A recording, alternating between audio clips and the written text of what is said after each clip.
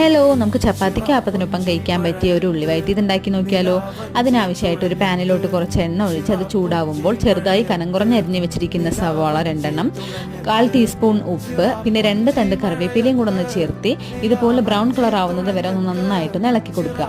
അതിനുശേഷം ചെറു തീയിലിട്ടിട്ട് ഒരു 1/4 ടീസ്പൂൺ മഞ്ഞൾപ്പൊടി, 1/4 ടീസ്പൂൺ കുരുമുളക് പൊടി, എരിവ് കുറഞ്ഞ കശ്മീരി മുളക് പൊടി ഒരു 2.5 teaspoon, 1/2 teaspoon garam masala, 1/2 teaspoon പെരിഞ്ചീരകത്തിൻ്റെ പൊടി ഇല്ലാത്തത് കൊണ്ട് ഞാനിവിടെ പെരിഞ്ചീരകമാണ് ഇട്ടിരിക്കുന്നത്. ഇതെല്ലാം കൂടെ പച്ചമണം മാറുന്ന വരെ ചെറു തീയിലിട്ടൊന്ന് ഇളക്കി കൊടുത്തതിന് ശേഷം ചെറുതായി അരിഞ്ഞ് വെച്ചിരിക്കുന്ന തക്കാളി കൂടി ഒന്ന് ആഡ് ചെയ്ത് അതിലോട്ട് ഒരു 1/4 കപ്പ് നല്ല ചൂടുവെള്ളം കൂടെ ഒന്ന് ഒഴിച്ച് നന്നായി ഉടച്ച് തക്കാളി ഒന്ന് ഉടച്ച് 2 മിനിറ്റ് ഒന്ന് വേവിച്ചെടുത്തതിന് ശേഷം കറിവേപ്പിലയും കൂടെ ഒന്ന് ഇട്ട് കൊടുത്തു കഴിഞ്ഞാൽ നമ്മൾ ഫ്ലെയിം ഒന്ന് ഓഫ് ചെയ്യാം കേട്ടോ.